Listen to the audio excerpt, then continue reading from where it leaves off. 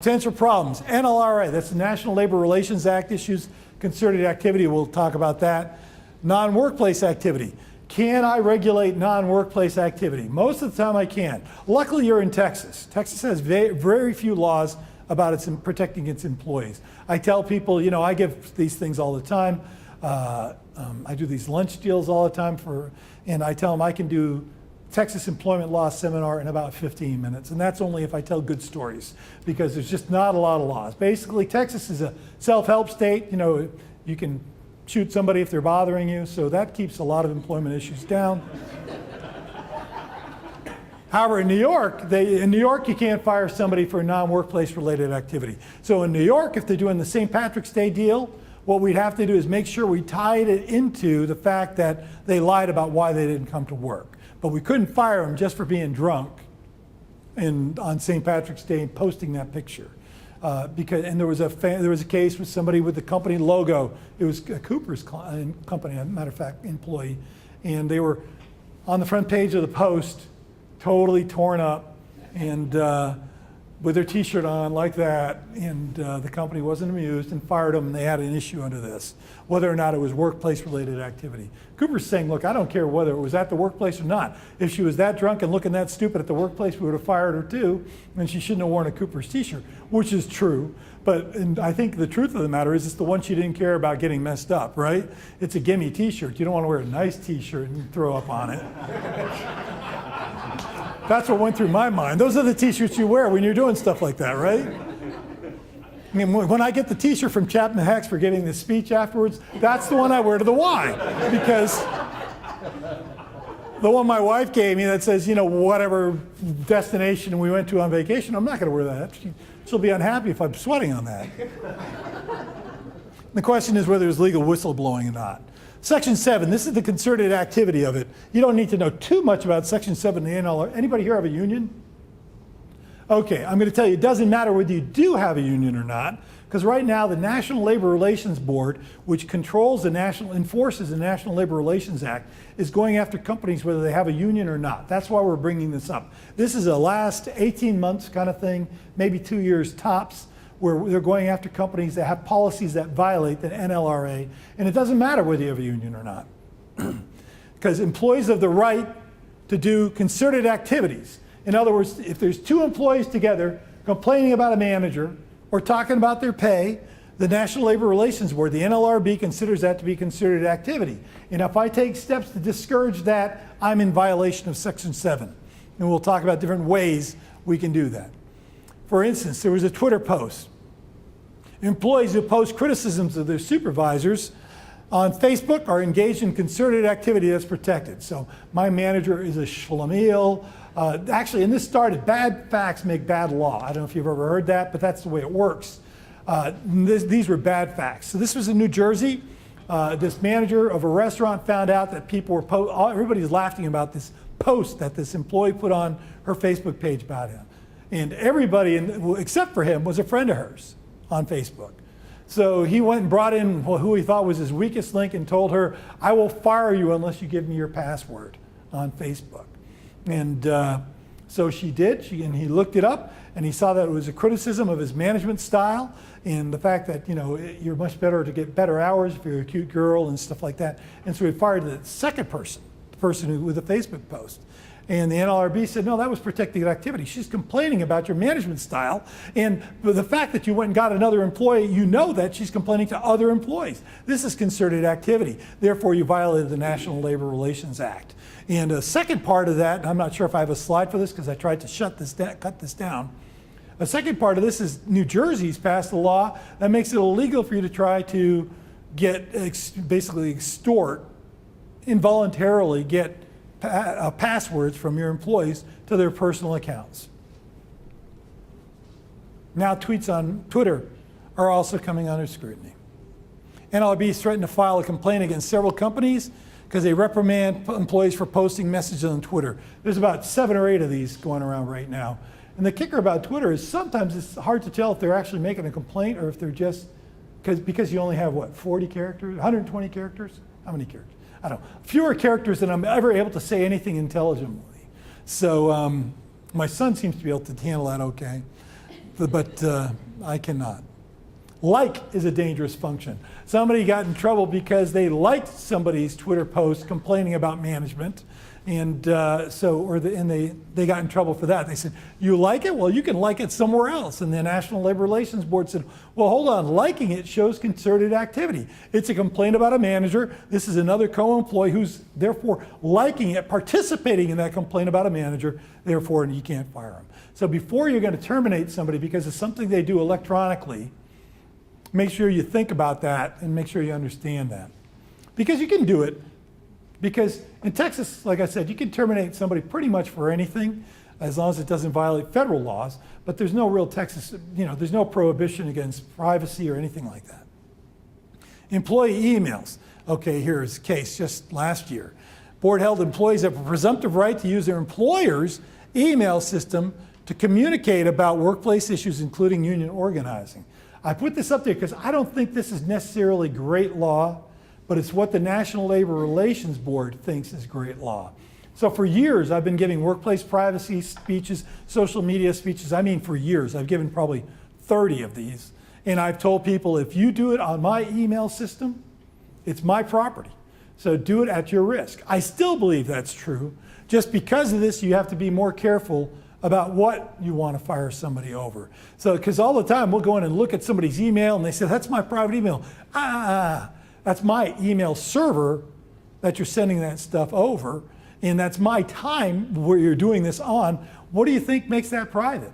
Besides which, and we'll talk about this briefly, what I have is a policy that tells you if you use my systems, you have no expectation of privacy because I'm going to be listening when I want to. Therefore, you're just an idiot. But people are idiotic constantly. It's a great thing for me. I count on it. I rely on that. The things people put over company emails. People will be leaving. They'll send me emails. They'll say, "Oh, I'm thinking about leaving. Can you give me help?" And I'm like, "Okay, well, isn't Agora where you work? So agora.com is probably not the best email to send me." So I'll call them and I'll say, "Don't send me anything on that email ever again, okay?" And I'm not going to tell them I'll tell them to delete it. I understand you got issues, you want some advice, but my best advice I can give you is don't use that email. Use your Gmail account. Surely you have a Gmail account. Everybody in the world has a Gmail account almost. Or if you're my parents, use AOL. They still have an AOL account. They pay $4.99 a month to keep their AOL account, which is wild. Okay, the NLRB thinks your employee handbook is illegal. And this goes into social media also, because this goes to our workplace privacy and our concerns about what we can do. Key areas: confidentiality, dress code, social media, pictures, walkouts, ethics, and non-disparagement. Here's Costco. Everybody knows that company, right? I've got 300 rolls of toilet paper. And handbook included prohibition against damaging company's reputation. Just a blanket. That seems like a harmless thing, right? I mean, everybody, and if you have a handbook, I bet you've got a policy that says it has a laundry list of things that are subject to discipline, up to including termination. And one of those things is possibly harming somebody's reputation, doing something to harm the company's reputation. Well, the problem with that is if I tweet or email or Facebook, which is what usually happens, something about the management of the company or a whistleblowing aspect of the company, that's protected activity. And therefore, I have to be very careful about how I say it. They believe this chills collective bargaining because I don't feel free to talk to my coworkers about maybe we want to get together and unionize. They give some guidance. They narrow the language down in what you can do. So narrow language down, damaging company's reputation in an illegal or inappropriate, in a legal way is what I would say, and disclaim concerted or protected activity. So what I say is nothing in here, I have a disclaimer now, nothing in here is meant to deter protected activity or activity that's protected by law or activity that's protected by Section 7 of the National Labor Relations Act. Because I throw that in there and there you go. Dish Network. No social media on company time, no disparaging comments, and no contact with media or government regarding company business or policies. What would they not like about that? Because I'll tell you, most companies have this policy in their handbook, today even. because I haven't talked to every company in the world. But a lot of companies I talk to have this in their handbook. What they don't like is no disparaging comments. Again, that's that blanket comment where if I want to talk about my manager, that could be construed as a disparaging comment, or certainly I could believe it could be, so it's going to chill my ability to collective bargaining. And I'm not allowed to talk to the government regarding company businesses or policies. Well, that's not right. What if I've got a whistleblowing complaint? That would be inappropriate. And for me to get fired or disciplined because of it, that would chill it. And I'll be nope. Here's what they look at. Section 7, chilling effect. They look for policies that may intentionally or unintentionally interfere with those rights. So you can't, no solicit, can ban. People have no solicitation policies. I really don't like these, and I strike them in almost every handbook I review because of Girl Scout cookies. The deal is this: if you have a no solicitation policy, it means you have a no solicitation policy. You can't solicit for anything. But I walk in people's lunchrooms all the time. Matter of fact, when I visit people's facilities, I look for their posters. I just can't help it. I'm a geek. I look for their posters. If I go in their lunchroom, I look to see if they've got somebody selling something for a good cause, for American Heart Association. I don't have a problem with the charities. It's just if you're going to allow the charities in, you got to allow everybody in. So you got to get rid of your no solicitation, which means they can solicit union issues as long as you're not doing it on company time. But you can ban non-employees being on your property. At-will employment policy can't be altered in any way. What you need to say is it can't be altered except through the CFO or the CEO or talking to somebody in senior authority, or it can't be altered unless we enter into a written agreement, something like that, because it can be altered in some ways. People are not really, at will means I can be fired for any reason, but you can't really be fired for any reason. I can't be fired for collective bargaining, and if I'm trying to get a collective bargaining, that's what they're saying is, if I'm trying to alter it, I could get terminated for it. Social media policies, you got to be careful, we talked about that. Confidentiality policies, people always have that, particularly if you have a social media policy. You'll have confidential information. We don't want wages discussed. Well, that's not appropriate because employees are supposed to talk about each other's rights, and that again goes to concerted activities. Investigations. That's weird. What I say now, so I used to have this blanket thing. If I do investigations, it's supposed to be confidential. Well, I can't necessarily say that. And I used to say, if you violate this confidentiality, you'll be disciplined, including up to termination.